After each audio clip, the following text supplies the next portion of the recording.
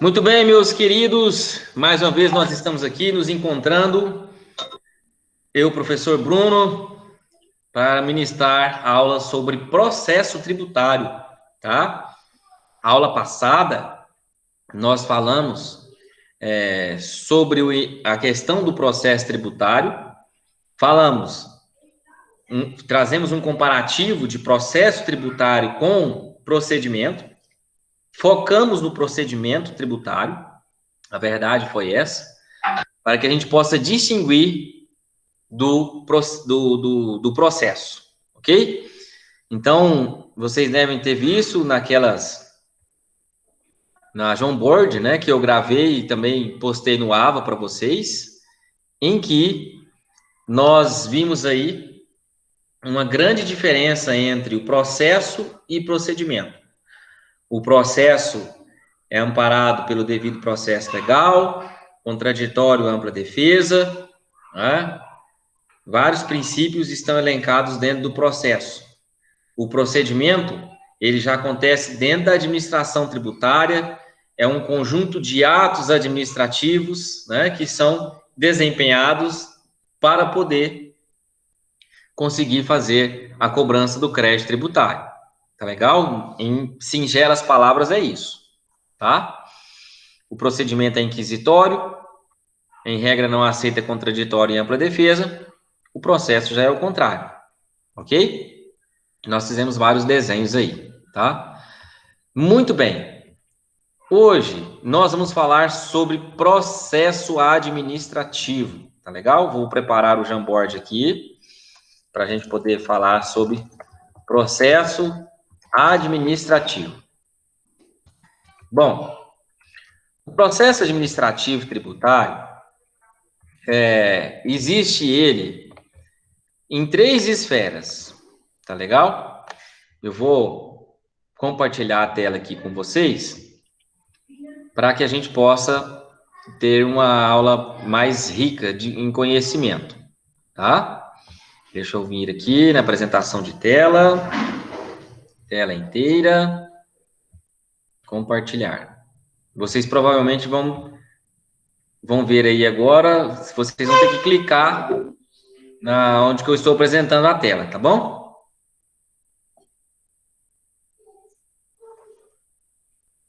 Todos estão vendo aí? Olha só. Então, eu estou aqui no Jamboard. Processo administrativo tributário, ok? O processo administrativo tributário, ele existe em 3 esferas. Filho, eu estou dando aula. Federal. Nós temos o processo administrativo estadual. E nós temos o processo administrativo municipal, ok? Eles são distintos, tá? São totalmente distintos, ok? Além disso, além de eles serem distintos, eles possuem legislação própria, tá? Possuem legislação própria. Então, o processo federal existe, né, o decreto 70.235 de 72, que vai regular, né, o chamado PAF, tá? Vai regular o processo administrativo. Vai, cadê? Decreto 70.235 de 72, que é o chamado PAF, tá? O PAF, ele é direcionado para o processo administrativo tributário federal. A nível estadual, nós temos o Código Tributário Estadual de cada estado, que vai trazer as informações sobre o administrativo estadual. A nível municipal, nós temos o Código Tributário Municipal, e também vai trazer, né, uma legislação específica de cada município. Nós vamos estudar o processo administrativo fiscal federal, ok? Decreto 70.235 de 72. Então, eu gostaria que vocês, tá, pudessem abrir o decreto 70.235 de 72, para que daqui a pouquinho a gente possa adentrar nele. Beleza? Tranquilo? Ó, decreto 70.235 de 72 dispõe sobre o processo administrativo fiscal, o chamado PAF, tá? E dá outras providências, ok? Vamos lá. Mas antes disso, eu gostaria de trazer alguns princípios, tá, que norteiam o processo administrativo tributário, ok? Alguns princípios que norteiam o processo administrativo tributário. Então, nós temos a chamada princípio da utilidade do processo administrativo, tá? Então, nós temos aqui o princípio da utilidade. O que esse princípio fala? Ele diz o seguinte, olha, não existe nenhum obstáculo para que uma pessoa física ou jurídica possa vir a querer questionar o seu direito perante a administração tributária. Não existe nenhum impasse, tá? Desde que não afaste a apreciação do Poder Judiciário, tá? Então, olha só o que fala o artigo 5º, inciso 78 da Constituição. Vamos lá. Artigo 5º. Artigo 5º, inciso 78. Ficou errado.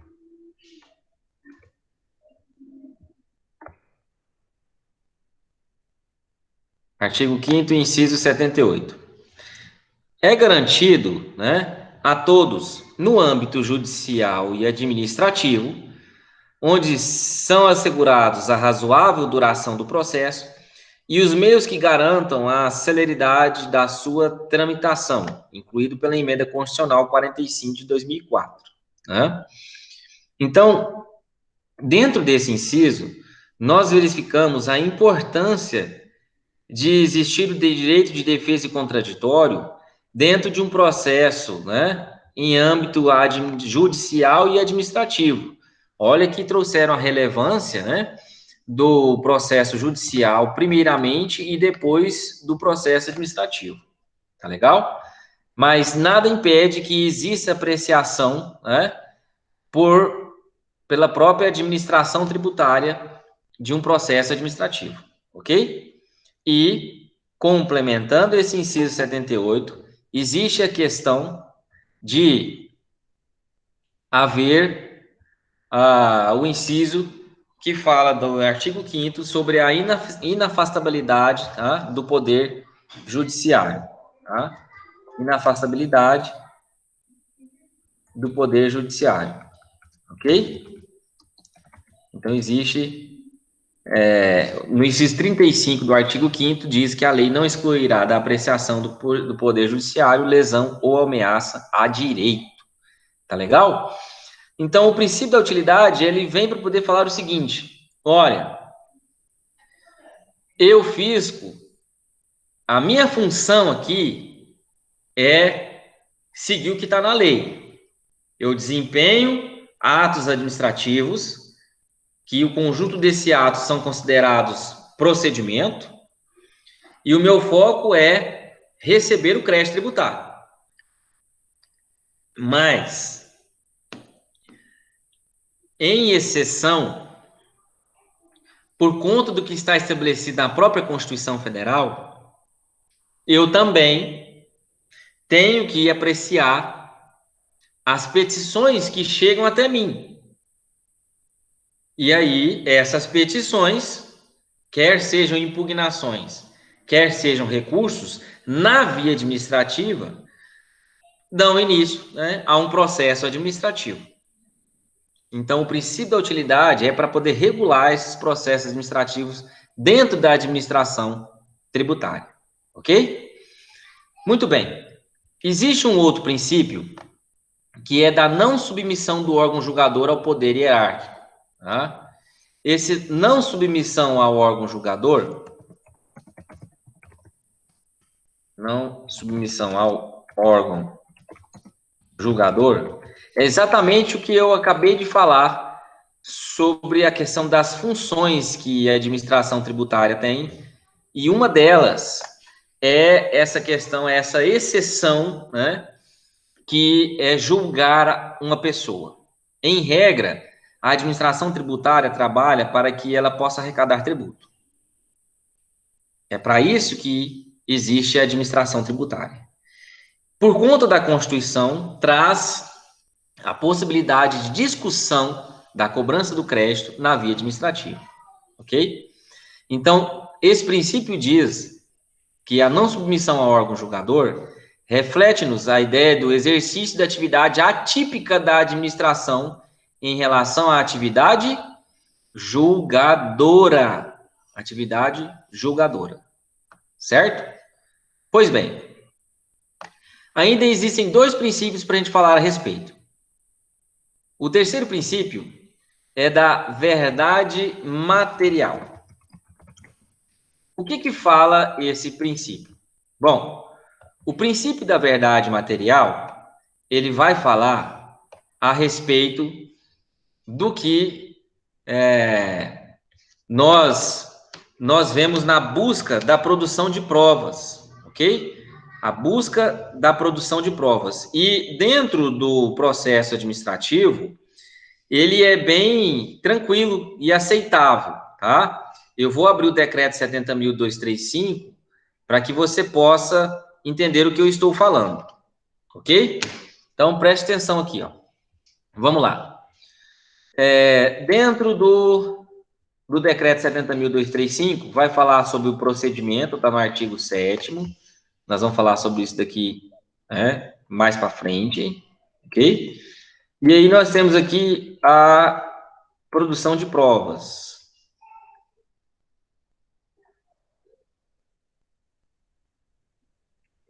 Onde que fala sobre a impugnação no artigo 16. A impugnação, como eu já falei para vocês, é o primeiro momento onde que o contribuinte ele exerce o seu direito de defesa e contraditório. É a petição para a primeira instância, aquele órgão que está fazendo a cobrança. Tá legal? E aí vai a matéria e tudo mais. E também a questão das provas. Olha só, parágrafo 4º do artigo 16. A prova documental será apresentada na impugnação, precluindo o direito de impugnante fazê-la em outro momento processual. Ou seja, se eu não trazer todas as provas, tudo que eu quero produzir, comprovar que não sou eu quem devo, não é, né, a dívida não é esse valor, já está decaído, é no momento do protocolo da impugnação, junto com a petição, junto com documentos pessoais, etc. Tá certo? Agora, existe uma ressalva, que estão nas alíneas do parágrafo 4º. A menos que fique demonstrada a impossibilidade de sua apresentação oportuna, por motivo de força maior, não tinha como fazer prova, né, no momento da impugnação, e aí você conseguiu a prova em outro momento, desde que você comprove isso.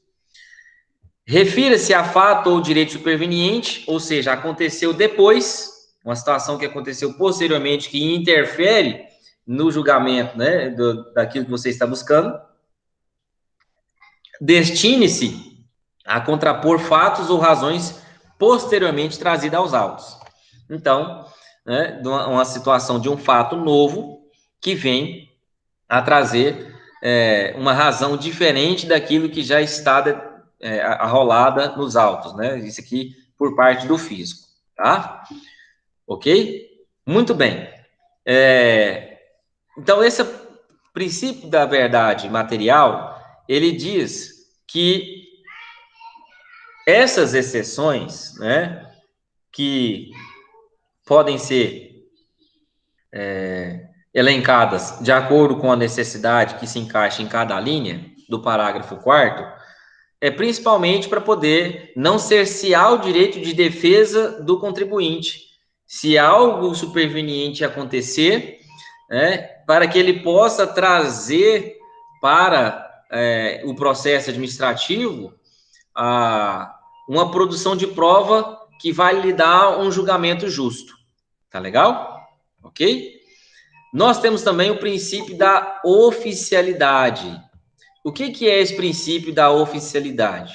Bom, o princípio da oficialidade, ele vai falar, né, que a administração tributária, ela tem que agir de ofício, correto?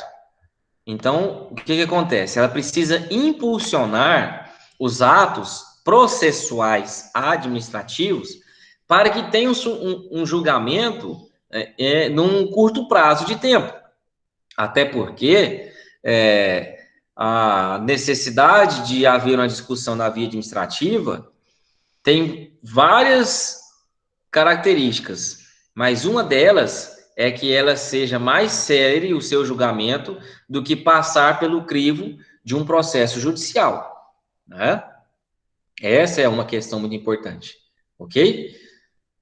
Então, em média, né, de acordo com a prática, o processo administrativo federal dura aí em torno de 2 a 3 anos, tá? De 2 a 3 anos, tudo bem? Até chegar à sua última instância, beleza? Bom, o que eu quero falar dentro desses princípios, além do que eu já falei? Preste atenção. 2 pontos eu quero destacar aqui, tá? 2 pontos. O primeiro ponto, dentro do processo administrativo, é a questão de que só existem 2 sujeitos. Só existem 2 sujeitos. Como assim, professor? Só existem 2 sujeitos? Bom, eu vou te explicar, tá? Então, dentro do processo administrativo, só existem 2 sujeitos, seja ele federal, estadual ou municipal, ok? Só existem 2 sujeitos. Quem dá início ao processo administrativo? Professor, é o contribuinte. Beleza, ótimo. Então, existe o contribuinte de um lado, ok? Existe o contribuinte de um lado. E existe quem do outro lado? O fisco.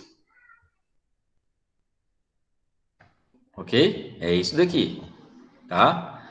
Ah, professor, significa dizer, então, que quando eu, contribuinte, ingressar com uma impugnação, por exemplo, essa impugnação, ela vai ser direcionada para o fisco? Isso mesmo, vai ser direcionada para o fisco. Ou seja, o mesmo órgão que fez a cobrança de você é o mesmo órgão que vai, em primeira instância, analisar a sua impugnação, tá? Vai analisar a sua impugnação. Então, dentro dessa perspectiva, nós temos somente 2 sujeitos, tá? Nós temos somente 2 sujeitos. Temos o contribuinte e temos o fisco. Tá legal? Isso implica dizer que pode haver uma certa imparcialidade no julgamento. E isso realmente pode acontecer, tá? Pode haver uma certa imparcialidade por conta do fisco no julgamento. Tá legal? Então, é assim que funciona. Ok? É assim que funciona. Mas, essa é uma das características do processo administrativo. Só existem 2 sujeitos. A outra característica é que, uma vez que o contribuinte, ele apresentou a sua impugnação ou apresentou o seu recurso, ou seja, ele está exercendo o seu direito de defesa e contraditório, o que acontece? Pessoal, artigo 151 do CTN, lembra lá? As hipóteses de suspensão do crédito tributário? O que acontece? Além de, claro, haver uma certa imparcialidade aqui, tá? A gente sabe disso. O artigo 151 do CTN vai falar o quê? Vamos lá? Vou abrir o CTN aqui para a gente poder verificar o que fala o artigo 151. Suspendem a exigibilidade do crédito tributário. Moratória não é o caso. Depósito do montante integral devido também não é. Opa, inciso 3, ó. Reclamações de recursos nos termos das leis reguladoras do processo tributário administrativo. Então, preste atenção. Com base no artigo 151, inciso 3 do CTN, tá?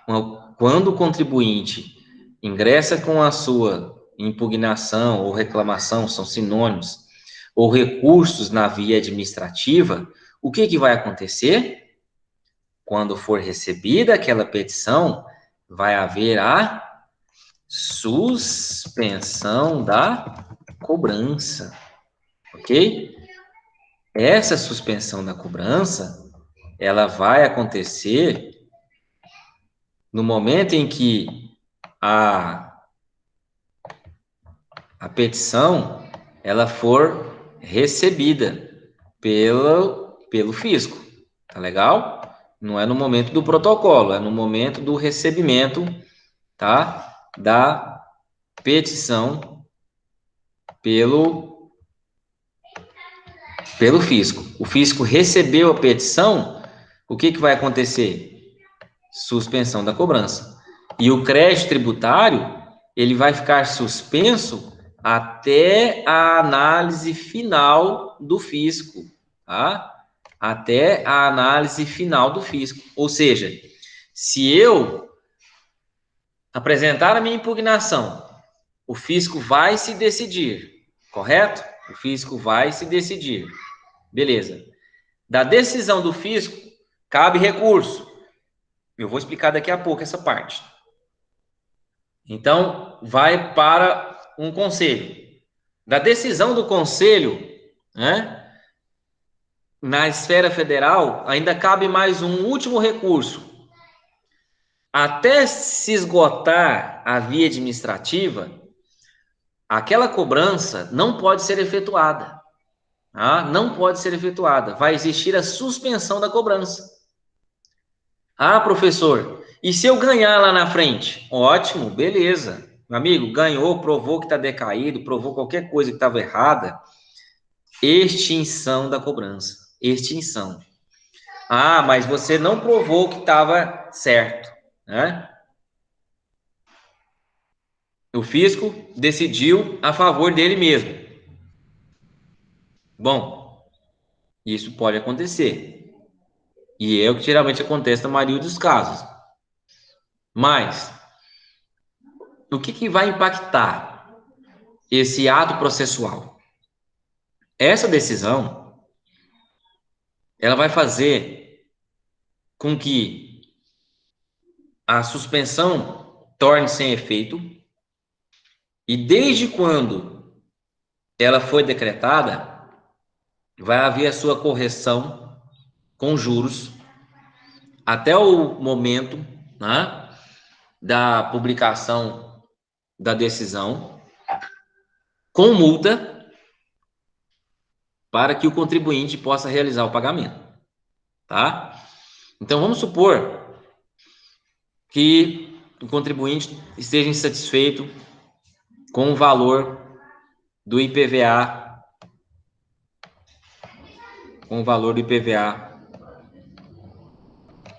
Não, estamos falando sobre federal, né? É prudente que a gente fale sobre, por exemplo, imposto de renda.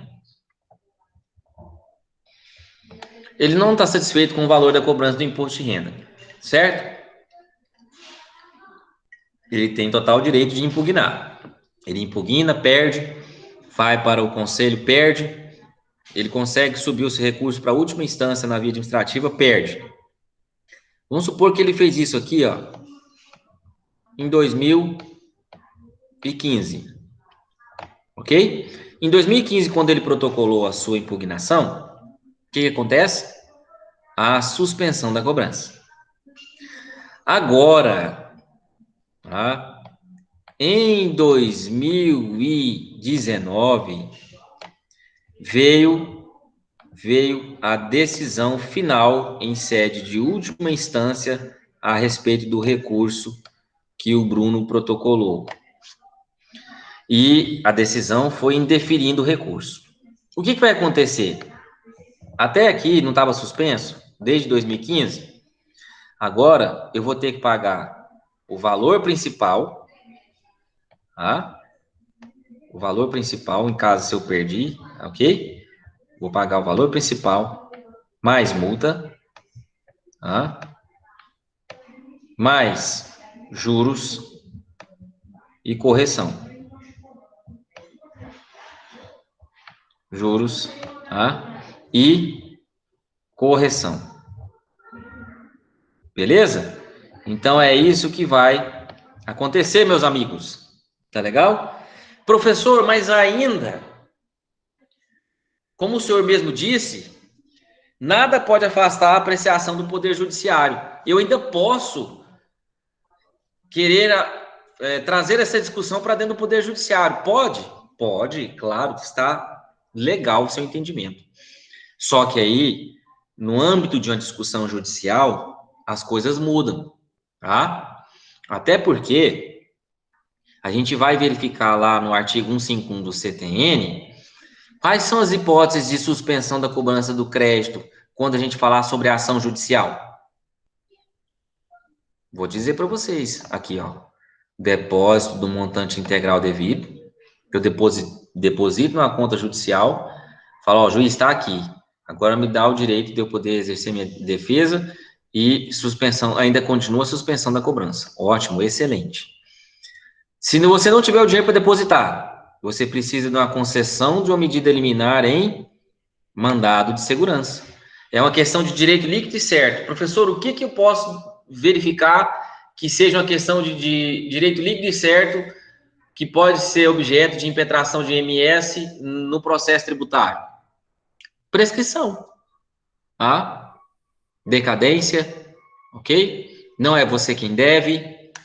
Direito líquido e certo, você precisa da verossimilhança da alegação. Então você traz, fala, olha, tá decaído.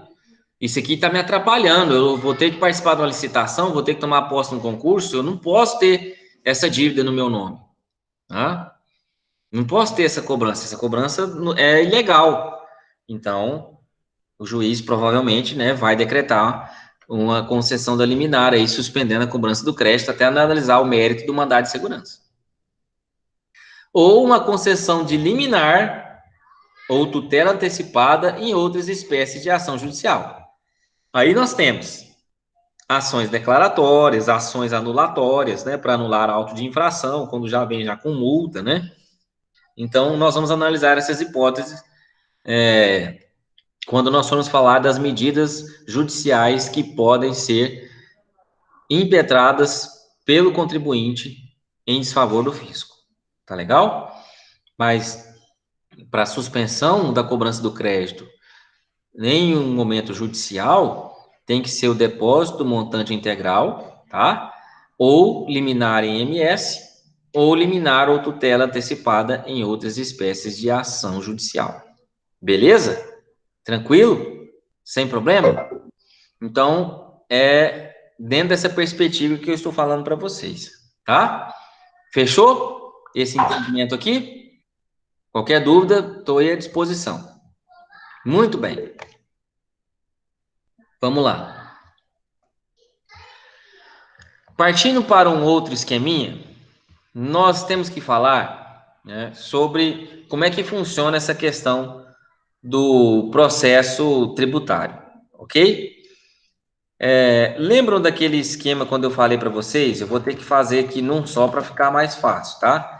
Fato gerador, obrigação tributária, lançamento, crédito tributário, aí abre-se um prazo, né, de 30 dias. Lembram disso? Bom, então vamos colocar aqui, ó. Nós temos fato gerador, obrigação tributária, lançamento, crédito tributário, prazo de 30 dias. O que pode acontecer aqui? Lembram que eu já falei isso para vocês? O que pode acontecer? Eu posso escolher pagar, eu posso escolher discutir, que é o que nós vamos falar agora, né? Ou eu posso omitir da obrigação, ok? Essas são as três possibilidades aqui, tá? Então, eu posso pagar, discutir ou omitir. Beleza, se eu escolho discutir, o que vai acontecer?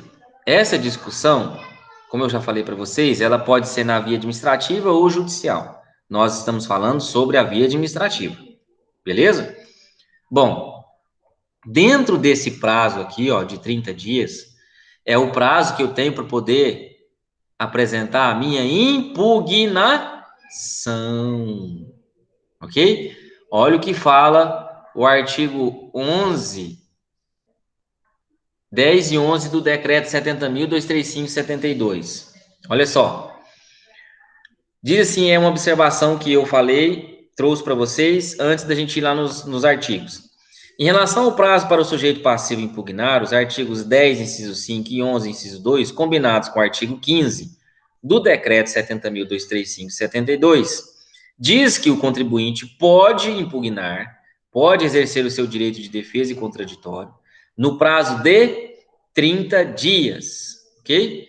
No prazo de 30 dias do auto de infração ou da notificação do lançamento, instaurando-se assim o processo administrativo tributário. Então, vamos lá. Vamos no que fala o decreto 70.235/72. Olha aqui, o artigo 10, tá? O auto de infração será lavrado por servidor competente no local da verificação da falta e conterá obrigatoriamente. Quando que será lavrado um auto de infração, pessoal? Quando que será lavrado um auto de infração? O auto de infração é quando abre esse prazo de 30 dias aqui, e daí acaba que o contribuinte ele se omite, ele deixa isso aqui passar batido, né? O que vai acontecer? A lavratura do auto de infração, tá? Essa lavratura do auto de infração vai trazer uma imposição de multa para o contribuinte, beleza? No momento em que foi lavrado, no momento em que chega esse auto de infração para o contribuinte, ele vai ter 30 dias para apresentar a sua impugnação. Tá? Ele vai ter 30 dias para apresentar a sua impugnação. Ok? 30 dias. Certo? Muito bem. É isso que está falando o artigo 10, tá? Do decreto 70.235. Então, o próprio artigo 10, ele vai trazer que no auto de infração tem que conter a qualificação do autuado, local, data e hora, descrição do fato, né, a disposição legal, penalidade aplicável, que é a multa, né, a determinação da exigência, que ele quer receber dinheiro, lógico, e, olha só, a intimação para cumpri-la ou impugná-la no prazo de 30 dias, ok? Então, é dentro desse prazo, tá? Que o contribuinte ele vai ter o direito de exercer, né, a sua defesa na via administrativa. Passou esse prazo de 30 dias corridos, professor, e agora? Tchau. Tá? Não tem jeito de voltar atrás. Beleza? Qual que é um outro momento onde que o contribuinte ele pode também exercer o seu direito de defesa e contraditório? É o que está lá no artigo 11 desse decreto 70.235/72. Quando abre-se esse prazo para pagamento, tá? E daí, dentro desse prazo, eu não vou esperar, né, chegar um auto de infração para vir uma multa. Eu já vou discutir. E aí, eu apresento a minha impugnação dentro desse prazo de 30 dias. Ok? Tudo bem? Então, apesar da gente ter falado, o artigo 11 falar, né, primeiro do auto de infração, e só depois no artigo 10 falar sobre auto de infração e no artigo 11 sobre notificação, está um pouco inverso da forma que acontece aqui, né, na prática. Por quê? Porque uma vez que aconteceu o fato gerador, obrigação, lançamento, abre-se um prazo para pagamento. Até aqui não tem multa. Então, ao invés de pagar, eu vou discutir. Eu apresento a minha impugnação. Ok? Agora, se eu deixo de passar desse prazo de 30 dias, então eu estou me omitindo. Logo, se passa do prazo de vencimento, vem a multa. E como é que torna isso oficial? Por meio de um ato administrativo. Lavratura do auto de infração. Ok? Aí o lavratura do auto de infração vem para mim, né? E aí eu sou notificado, né? Tenho a ciência desse auto de infração que já está trazendo a penalidade. E aí, ainda aqui, eu posso apresentar a impugnação. Ok? Então, vamos para um conceitozinho? Quando que eu posso apresentar a impugnação? O contribuinte pode apresentar a impugnação? o contribuinte poderá apresentar a impugnação quando houver a abertura do prazo para pagamento ou quando for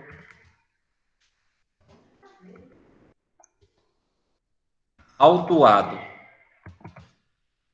Tá? Então, quando houver abertura do prazo para pagamento, que isso aí seria na notificação, né?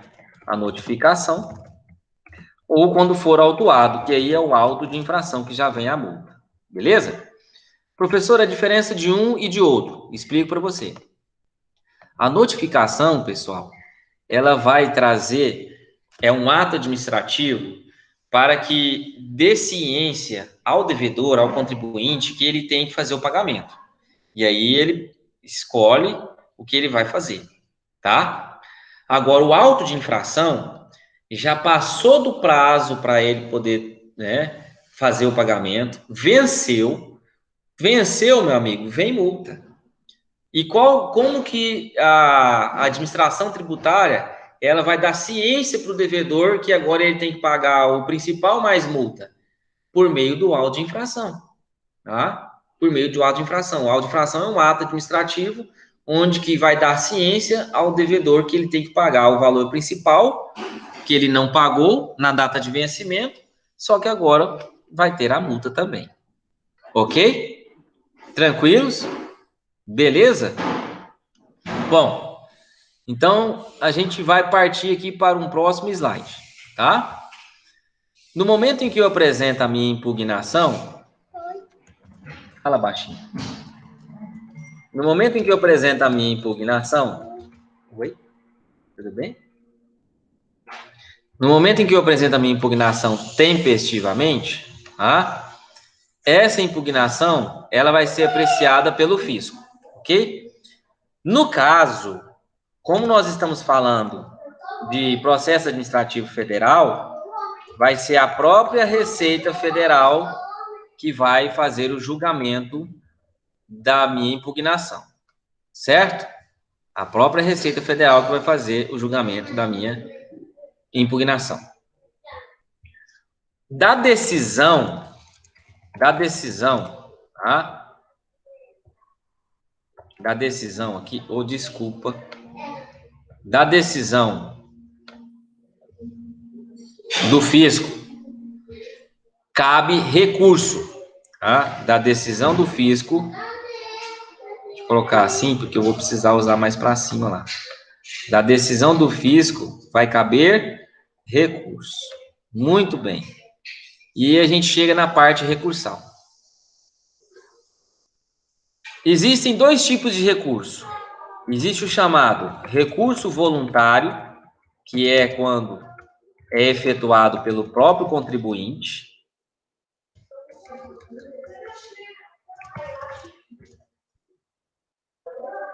E existe o recurso de ofício, que é aquele que o próprio fisco vai ter que agir de ofício.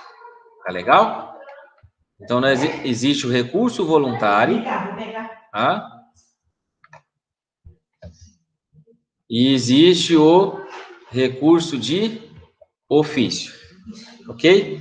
Então, se a decisão não for a favor do contribuinte, o que ele pode fazer? Bom, ele pode recorrer, tá? E aí ele vai apresentar o seu recurso voluntário. Se a decisão for a favor do contribuinte, o fisco vai falar, opa, peraí, ué, não estou entendendo, fisco. Você está julgando contra a gente mesmo, pô. Não veste a camisa? Coisa do tipo, né? Que acontece lá dentro do fisco. O que vai acontecer nesse momento? Nesse momento, o próprio fisco vai recorrer da sua decisão, tá? Ok? E isso ele tem que fazer de ofício. Senão ele pode responder administrativamente. No caso, o agente, né? Responsável. Tá bom? Porque isso tudo acontece dentro da via administrativa. Tá legal? Uma vez que houve a interposição do recurso voluntário, que também é no mesmo prazo da impugnação, tá? Mesmo prazo. Aqui não são 30 dias para poder apresentar a impugnação? No recurso voluntário são quantos dias? Também 30 dias da publicação da decisão, tá? Saiu no Diário Oficial da União. Opa! 30 dias corridos para poder apresentar, interpor o recurso, ok? 30 dias. E também o mesmo prazo para que possa ser interposto o recurso de ofício, tá? Esse recurso voluntário ou recurso de ofício, eles vão ser dirigidos para o CARF. O que é o CARF? Conselho Administrativo de Receitas e Finanças, tá? Conselho Administrativo de Receitas e Finanças. Tudo bem? Nesse caso aqui, já não vai ser mais uma decisão singular. Quando nós estamos falando ainda sobre Receita Federal, aqui uma pessoa decide. Quando parte para um recurso, nós temos um conselho. E esse conselho é composto no mínimo de 3 pessoas dentro das suas turmas julgadoras. Ok? Então, se nós estamos falando sobre imposto de renda, é uma turma. Se nós estamos falando sobre imposto sobre produto industrializado, é outra turma. Tá? Se nós estamos falando sobre imposto sobre, ITR, Imposto Territorial Rural, é uma outra turma. E aí existem as turmas que vão julgar, né, os recursos de acordo com o assunto. Tudo bem? Tranquilo até então? Quero fazer uma observação aqui, tá? Uma obs muito importante. Qual que é? Bom, a Lei Complementar 118 de 2005, a letra tá ótima, não tem jeito de escrever, digitar aqui. E 2 súmulas vinculantes do STF. Tá? A súmula vinculante. Opa, olha que visão. Súmula vinculante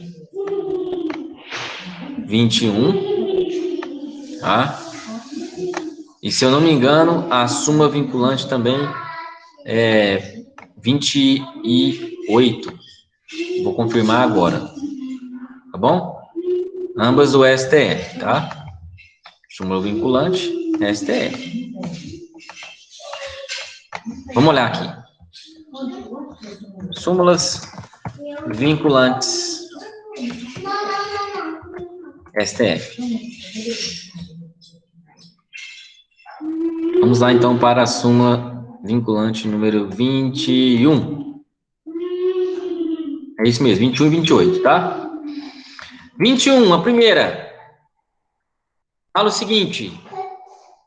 Deixa eu dar um zoom aqui para vocês. É inconstitucional a exigência de depósito ou arrolamento prévios de dinheiro ou bens para admissibilidade de recurso administrativo. Então, preste atenção. Esse depósito prévio,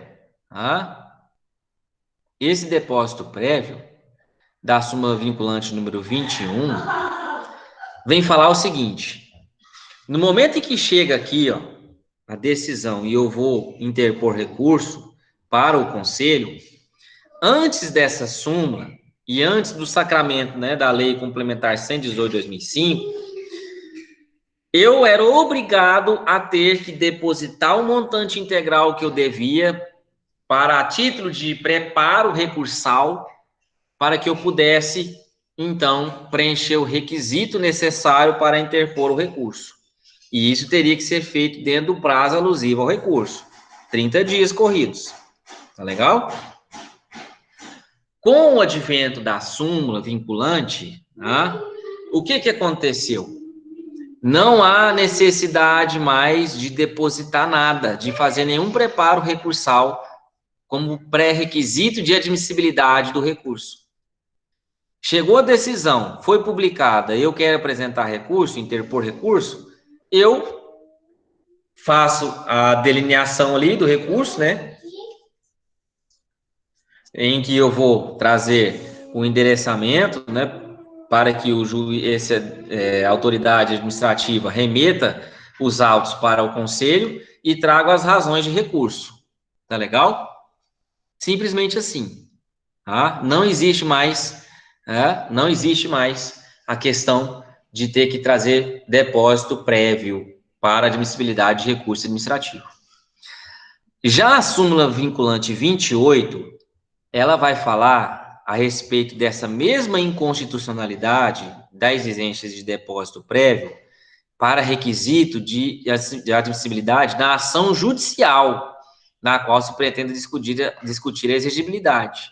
Então, se eu contribuinte, na via judicial, quero ingressar com ação anulatória, vou anular aquele auto de infração que está cobrado de mim. Preferi entrar com ação judicial. Bom, dentro dessa perspectiva, eu não sou obrigado a ter que depositar valor nenhum como pré-requisito, tá? Mas também eu tenho que estar ciente que as únicas hipóteses que suspendem a cobrança são aquelas que estão lá no artigo 151 do CTN. Ou eu deposito facultativamente, né? Facultativamente, o depósito do montante integral numa conta judicial, ou eu consigo uma liminar em MS ou uma liminar ou tutela antecipada numa ação, né, que eu pretendo discutir a cobrança do crédito. Conseguiram compreender? Tranquilo? Entenderam essa perspectiva? Ótimo. Beleza. Bom, seguindo o raciocínio aqui, depois a gente vai para os artigos, tá? É porque acredito que fica mais fácil o entendimento dessa forma antes da gente entrar em artigos. Apresentei impugnação para o fisco, na Receita Federal, veio a decisão, contribuinte interpôs recurso, da mesma forma também que o fisco foi interpôs, né? Vamos supor que ele não aceitou, em parte foi a favor a mim, em parte foi em favor ao fisco. O conselho, então, vai decidir. E aí nós temos uma turma que é composta por 3 pessoas, tá? Das três pessoas, 2 são representantes do fisco. 2 são representantes do fisco. Tá legal?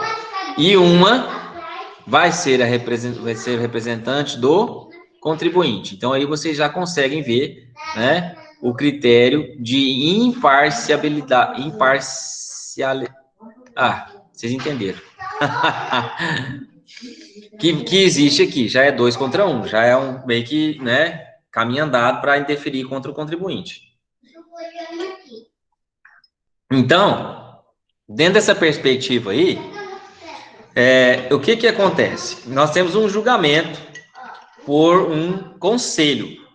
Então, vai existir um acórdão. Eles acordam ou não em relação aos recursos interpostos. Tá legal? O que eu quero dizer para vocês? Do acórdão desse conselho, tá? Do acórdão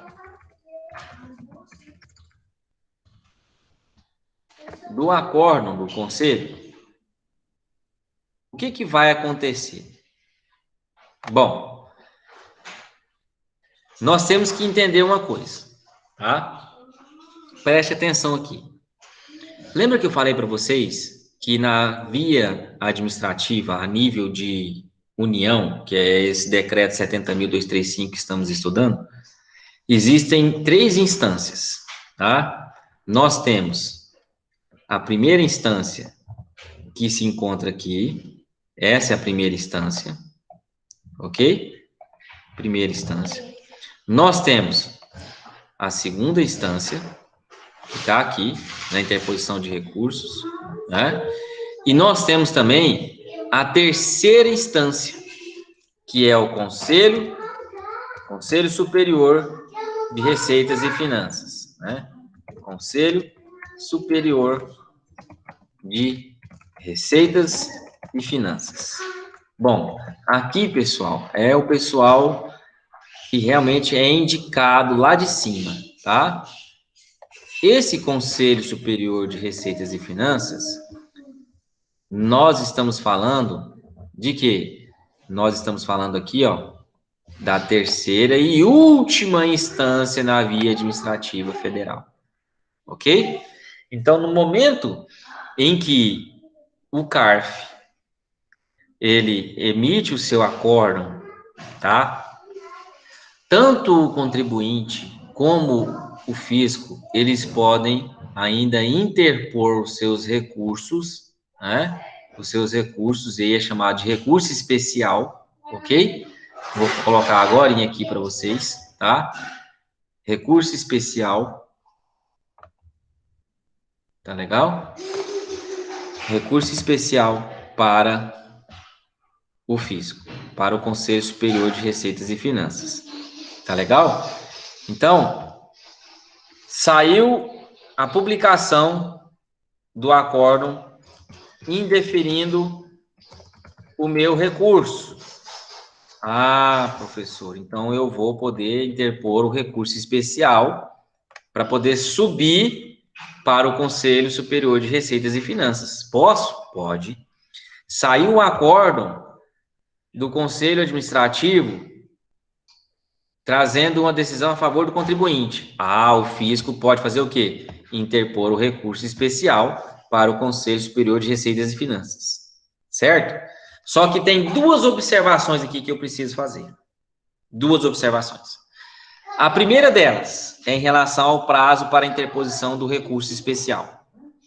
Não é de 30 dias, ele é reduzido à metade, tá? O prazo do recurso especial, o prazo do recurso especial é de 15 dias, tá? Prazo do recurso especial, 15 dias, ok? É o que está estabelecido no decreto 70.235 de 72. Esse é o primeiro ponto. Segundo ponto, o recurso especial ele é mais enjoado. Ele não pode ser interposto só porque houve indeferimento do acórdão do conselho. Precisa mais do que isso, tá? E aí nós vamos dentro desse segundo tópico. Primeira coisa, dentro do segundo tópico, a decisão, tome nota, a decisão, ela precisa ser uma decisão divergente. O que é uma decisão divergente? Professor, uma decisão divergente é quando nem todo mundo que está julgando concorda com a mesma coisa. Excelente, é isso daí. Então, dentro dessa situação, se são 3 elementos que compõem o órgão julgador da turma, do CARF, 2 são a favor do fisco, 1 a favor do contribuinte. É uma decisão divergente, sim ou não? Claro, perfeito. Então, é pré-requisito para poder caber o recurso especial? Com certeza, tá? Ah, professora, a decisão foi unânime. Poxa, até o representante do contribuinte viu que o cara não tem razão? Beleza. Então, é 3-0. Unânime, o acórdão. Preenche o requisito para ingressar com recurso especial? Não. Não preenche. Tá? Então, é o primeiro apontamento dentro do segundo tópico. Ok? O segundo apontamento dentro do segundo tópico é quando a decisão do CARF contrariar lei federal ou a própria Constituição Federal, ok? Quando a decisão do CARF contrariar lei federal ou a Constituição Federal. Como, professor? Gente, pensa o seguinte, eu apresentei impugnação porque já passaram mais de 5 anos que eu devo imposto de renda, eu realmente devia, não paguei, mas só agora que a Receita Federal está me cobrando. No 6º ano. Tá certo? Não tá. Fui e apresentei a minha impugnação. Apresentei a minha impugnação para a Receita Federal. A decisão da Receita foi o quê? O quê? Não tem nada decaído aqui não, rapaz. Você está errado. Aí eu falo, poxa vida, não tem lógica, né? E aí aquele silêncio profundo, ou senão aquele sinal, né? Pi! Bom, dentro do prazo de 30 dias, eu interponho um recurso voluntário para o CARF. Falo, CARF, não tem lógica. O julgador aqui na Receita Federal disse que essa cobrança, ela é devida sim, mas já passaram 5 anos, CARF. Não tem condição. Aí o CARF olha, né, e diz, poxa, realmente está decaído, mas nós não vamos reverter essa decisão, não.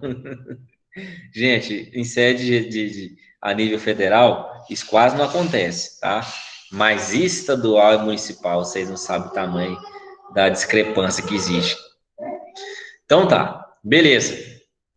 Dentro do conselho, mantém a decisão de primeira instância e o acórdão é indeferindo, tá? O meu recurso voluntário. Vamos supor que os três, de forma unânime, falaram que eu não tinha, fundamento no meu recurso. O que eu faço? Espera aí, gente, não tem lógica. Eu vou interpor meu recurso especial para o Conselho Superior de Receitas e Finanças e vou alegar a mesma coisa. Só que agora eu vou dizer que está contrariando dispositivo estampado na lei federal.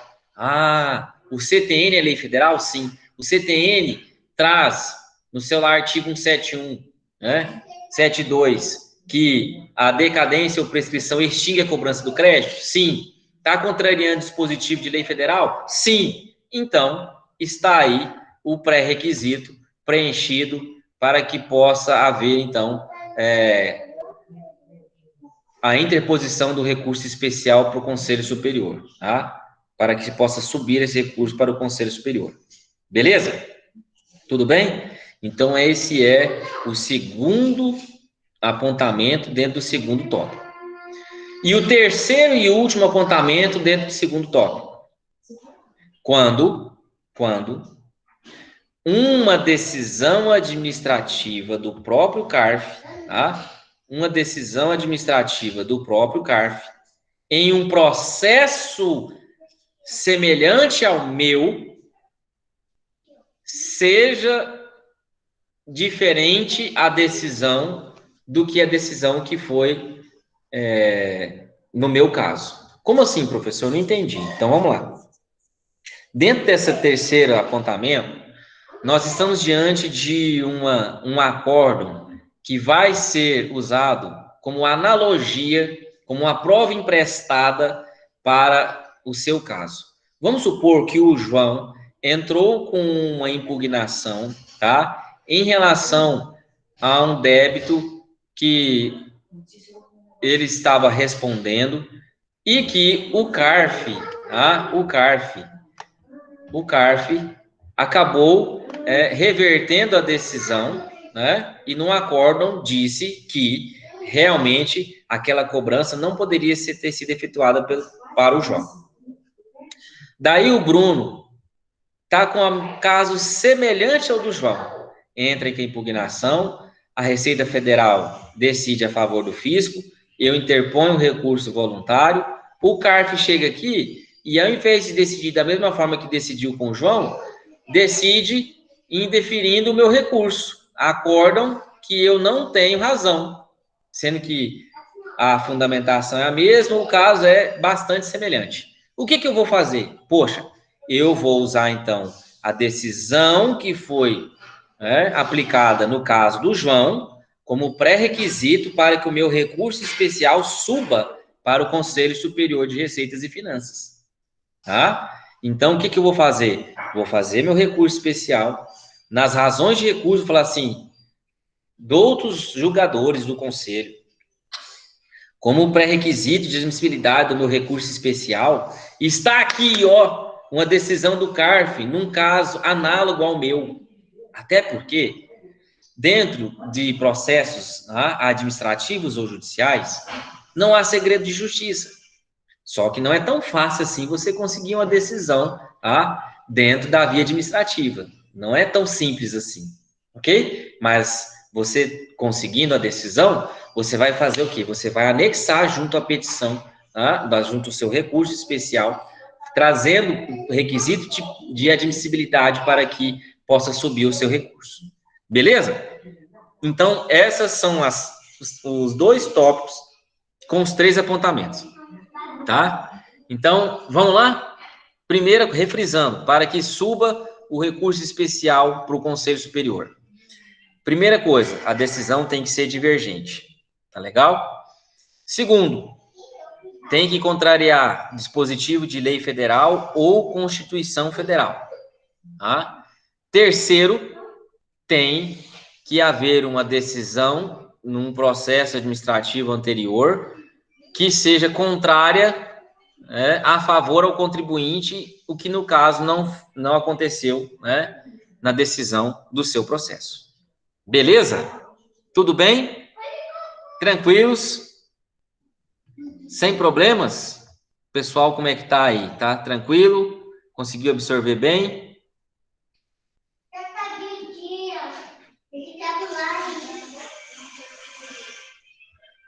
Alguma dúvida?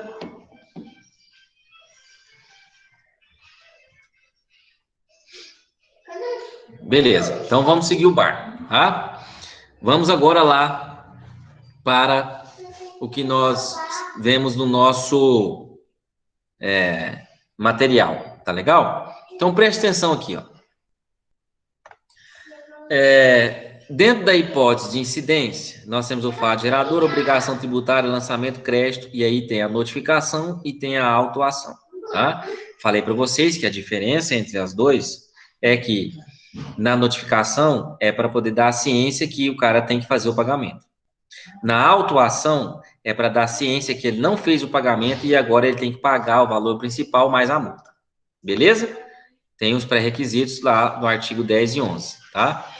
Aí vem, tanto da notificação como do auto de infração, vai haver impugnação, recurso voluntário, recurso especial, certo? Esse é o segmento que nós temos aí, tá? Dentro daquilo que eu já expliquei para vocês, ok? Bom, dentro dessa perspectiva, nós temos aqui, em relação aos prazos, tá? Que são de 30 dias para poder apresentar a impugnação para a Delegacia da Receita Federal, tá? E depois, 30 dias, o recurso voluntário para o Conselho, de Receitas e Finanças, é o chamado CARF, tá legal? E depois nós temos 15 dias para apresentação, Aí aqui são as turmas, tá? As turmas, olha só. Primeira turma, que vai falar sobre empréstimos compulsórios, PIS, COFINS, tá? Segunda turma, IPI, tá? IOF, ITR, ok? Tributos estaduais de competência da União, que seja em caso de territórios, nesse caso nós não temos. Terceira turma, aí vem imposto de importação, exportação e assim por diante, tá? Bom, no caso, o recurso especial, está lá no artigo 37, parágrafo 2º. Tudo dentro do decreto 70.235 de 72, tá?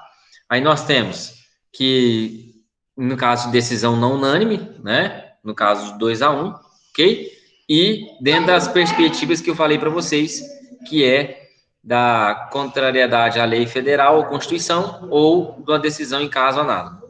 Beleza? Tranquilo? Então está aí, ó, o esqueminha de como que deve se desenvolver, tá? O processo administrativo. Ele nasce com a impugnação, quer seja da notificação, quer seja da autuação, ok? Da decisão, cabe recurso voluntário, que está lá no artigo 33 do decreto, ou recurso de ofício pelo fisco, no artigo 42. Da decisão do CARF, cabe o recurso especial, desde que preencha os pré-requisitos, tá?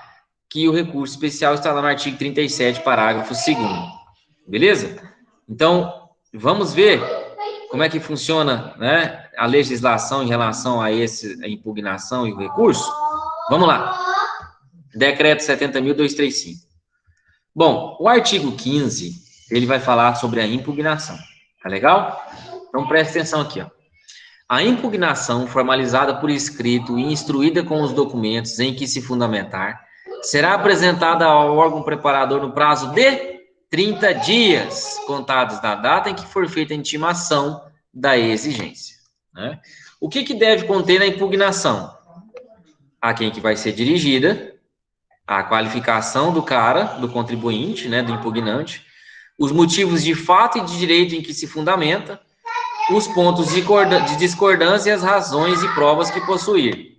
Então, eu vou dizer o que aconteceu, que eu fui notificado por isso, por aquilo, que eu não concordo com essa notificação, porque não sou eu que devo, eu já paguei, etc, etc, etc, e produzir as provas naquele momento da impugnação, tá?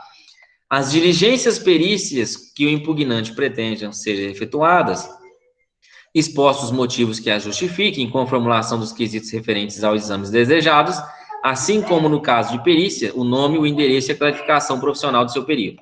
Então, quando for uma situação em que exige uma perícia contábil, por exemplo, questões de cálculos que o contribuinte ele não consegue fazer isso, tá? Ele vai, então, requisitar que seja feita uma perícia.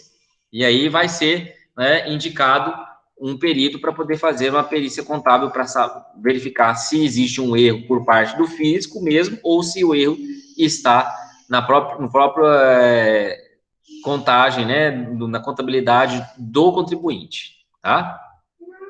Se a matéria impugnada foi submetida à apreciação judicial, devendo ser juntada cópia da petição. Então, se já há uma discussão antes judicial, ok? E agora ele quer discutir na via administrativa, ele vai ter que juntar a cópia da petição, tá? Na via administrativa. Beleza? Ah, e vocês vão me perguntar, professor, ele pode discutir na via administrativa e na via judicial ao mesmo tempo? Não, tá? Não pode, ele tem que optar por uma delas, ok? Ele tem que optar por uma delas. Tá legal? Se ele optar pela administrativa, então ele não vai ter direito de discutir na via judicial por enquanto, até ele tem que desistir da ação judicial para poder haver o julgamento na administrativa, tá? Se ele desistir da administrativa e ir para a judicial, ele não pode voltar depois para a administrativa, ok? Então, o mais certo é ele esgotar a via administrativa primeiro, para depois que ele parta para uma ação judicial, desde que não seja uma situação de vida ou morte, tá? Próximo parágrafo. É defeso ao impugnante, ou seja, é proibido a ele ou ao seu representante legal empregar expressões injuriosas nos escritos apresentados no processo, cabendo o julgador de ofício o requerimento do ofendido mandar riscá-las, né? Que aí seria também uma falta de ética danada, né? Quando o impugnante alegar direito municipal, estadual ou estrangeiro, provar-lhe-á o teor e a vigência, se assim o determinar o julgador. Então, supor que o cara lá, na sua impugnação, ele traz um julgado, uma coisa lá que ele não soube explicar direito, né? O julgador vai falar, poxa, então traz o fundamento disso aqui, de onde que você está trazendo isso daqui, né? É uma receita de bolo? O que é isso? Beleza? A prova documental será apresentada na impugnação, precluindo o direito do impugnante fazê-la em outro momento. Eu falei para vocês agora há pouco, né? Quando que vai haver a exceção em que ele vai poder produzir prova sem que seja no momento da impugnação, dentro do prazo de 30 dias. E aí vem, que é, quando for por motivo por força maior, ele conseguir uma prova depois, né? Refira-se a fato ou direito superveniente, ou destine-se a contrapor fatos ou razões posteriormente trazidas aos autos. Esse motivo por força maior, a gente pode adequar até a pandemia, né? O Covid-19 que nós estamos vivendo, tá? Fato ou direito superveniente, quando eu consiga uma prova que seja sustentável, para provar a minha inocência dentro do processo administrativo, só que só vou conseguir depois, né? Então, pode ser juntado aí dentro do processo, beleza? A juntada de documentos após a impugnação deverá ser requerida à autoridade julgadora, mediante petição, em que se demonstre com fundamentos a ocorrência de uma das condições previstas nas alíneas do parágrafo anterior. Então, eu tenho que informar, falar, olha, eu venho por meio dessa petição informar, né, por que eu consegui só agora produzir essa prova. Caso já tenha sido proferida a decisão, os documentos apresentados permanecerão nos autos para, se for interposto recurso, serem apreciados pela autoridade julgadora na segunda instância. Olha que coisa legal aqui, com base no princípio da verdade material. Então, se você está diante de uma situação que você conseguiu uma prova que vai ser favor a você, mas só depois da decisão da primeira instância, o que você pode fazer? Aquela prova já vai estar nos autos, você já vai ter feito a informação e você vai usar daquela informação para que isso seja levado junto com o seu recurso para apreciação na segunda instância. Beleza? E aí é uma situação onde que o conselho pode verificar e falar, não, realmente ele só teve condição de conseguir essa prova depois e nós vamos aceitar essa prova. Ou não. Tá legal? Considerar-se-á não impugnada a matéria que não tenha sido expressamente contestada pelo impugnante. Ou seja, é extremamente importante que o contribuinte, no momento em que ele for apresentar a sua impugnação, ele traga um delineamento de todos os itens que ele quer discutir na notificação ou no auto de infração, tá? Porque depois ele não vai ter mais direito de reclamar no momento posterior. Tá legal? Artigo 18. A autoridade julgadora da primeira instância determinará de ofício ou requerimento do impugnante a realização de diligências ou perícias quando necessárias, indeferindo as que ele considerar prescindíveis ou impraticáveis, ok? E aí fala sobre a questão da perícia, né? E obedece o que está lá disposto no artigo 28, né? Dentro dessa questão da perícia, se for deferida, vai ser determinada, né, de ofício a sua realização, onde que vai haver a designação da data que vai acontecer, etc e tal. Bem semelhante como acontece dentro de uma ação judicial, tá? E esses prazos para realização de diligência ou perícia, eles podem ser prorrogados dependendo da necessidade, ok? Desde que o juiz autorize, tá? Esse juiz aqui, no caso, está se referindo à autoridade administrativa do fisco, ok? Beleza? Se, por acaso, o exame, né, vier após a decisão, né, se a autoridade da primeira instância não esperar, o impugnante, né, o contribuinte, ele tem que usar desses exames para poder juntar na segunda instância, no recurso, ser apreciado. Beleza? Tudo bem? Muito bem. Então, aí nós estamos falando, né, sobre a questão da impugnação. Em caso da impugnação, ela não ser, né, avaliada, ou acontecer algum caso de revelia, o que vai acontecer? Vai haver a preparação do processo para cobrança, né, após o prazo de 30 dias da publicação da decisão. Tá legal? Tudo bem? Então, isso nós estamos falando sobre a impugnação, tá? Agora, recurso voluntário. Artigo 33 do Decreto 70.235/72. Vamos lá? Artigo 33. Da decisão caberá recurso voluntário, total ou parcial, com efeito suspensivo, dentro dos 30 dias seguintes à ciência da decisão. Então, da decisão de primeira instância, cabe ao contribuinte interpor o recurso voluntário, ok? E aí trazer as razões das quais ele quer recorrer. Tá legal? Beleza? Dentro dessa questão, não traz especificamente, né, quais são as características do recurso, mas são bem semelhantes às da impugnação, tá? Beleza? Bom, daí vem quando a autoridade de primeira instância deverá recorrer de ofício, né? Sempre que a decisão ela exonerar o contribuinte de fazer pagamento do tributo, né? ou deixar de aplicar pena, ok? Deixar de aplicar pena, tá? Então, memorize dentro dessa perspectiva. Exonere o cara de fazer pagamento ou deixe de aplicar pena, tá legal?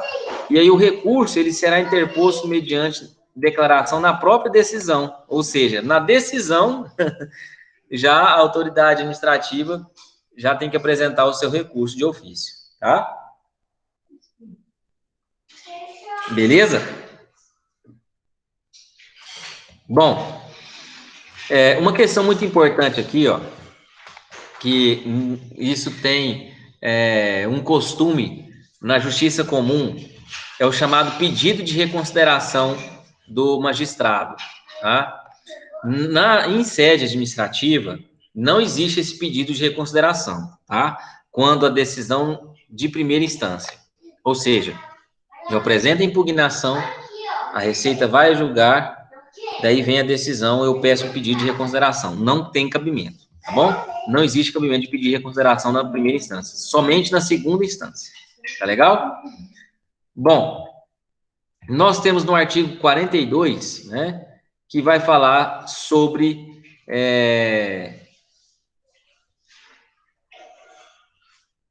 a questão das decisões definitivas, né, das questões da decisão definitiva e a respeito do recurso voluntário e do recurso de ofício. Vamos lá?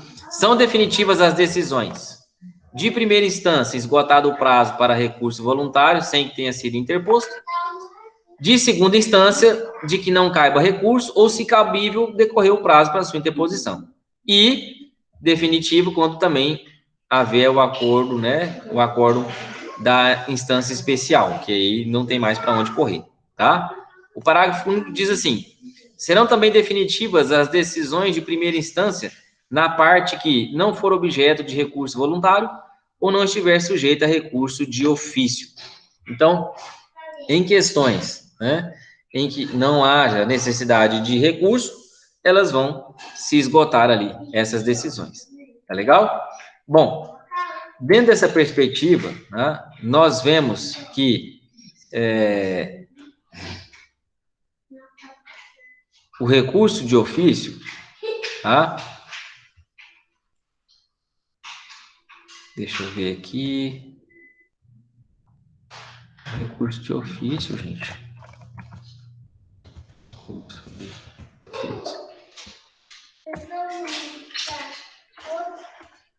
Rapidinho.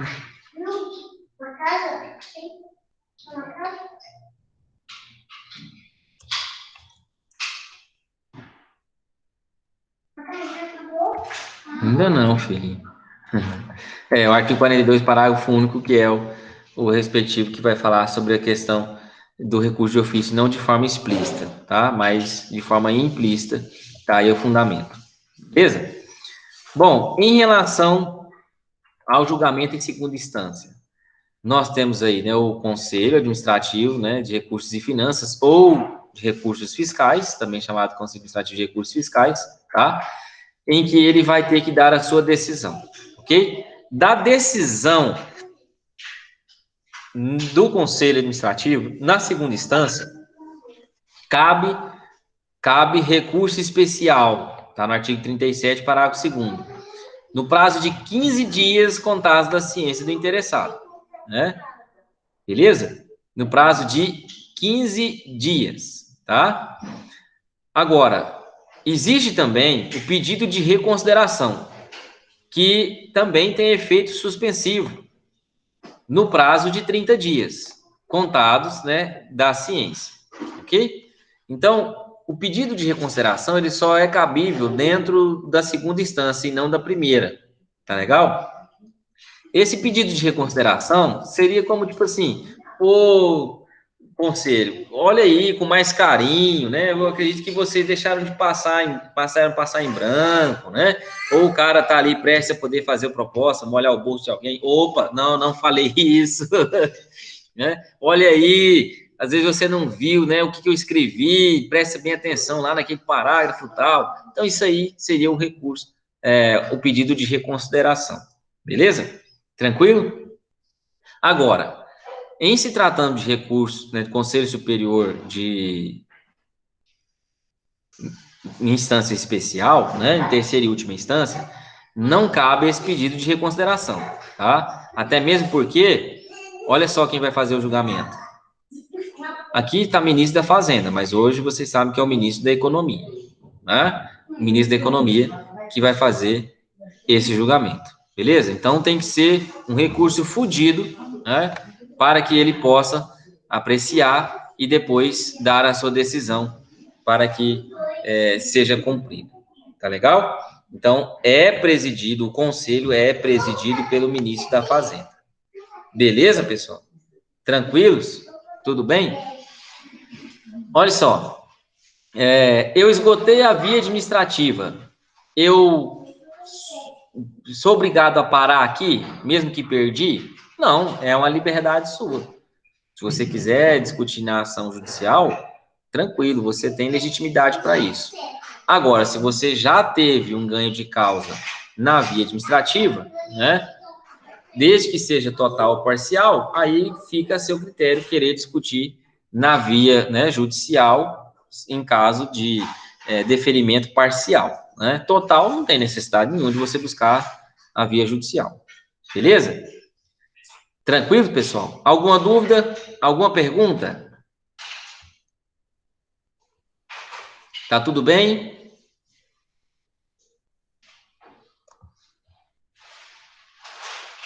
Todos bem aí?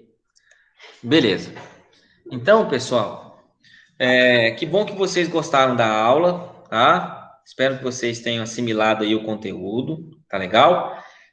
Eu vou gravar na próxima aula, eu não sei se a gente vai ter aula a próxima semana, provavelmente a gente vai ter aula, e daí as provas serão aplicadas na outra semana, então vai haver um atraso aí de uma semana, tá legal? Vou confirmar isso com a professora Helena, que daí a gente vê, né, a questão do processo judicial na próxima aula, tá? Se caso as provas forem aplicadas semana que vem, que eu acredito que não vai, eu gravo um vídeo para vocês, né, amanhã, e posto no YouTube e mando o link no WhatsApp, tá bom? Eu acredito que não vai ser a semana que vem, quase certeza. Beleza, pessoal? Então, um grande abraço, ó, beijo no coração de vocês, tá legal? E até o nosso próximo encontro.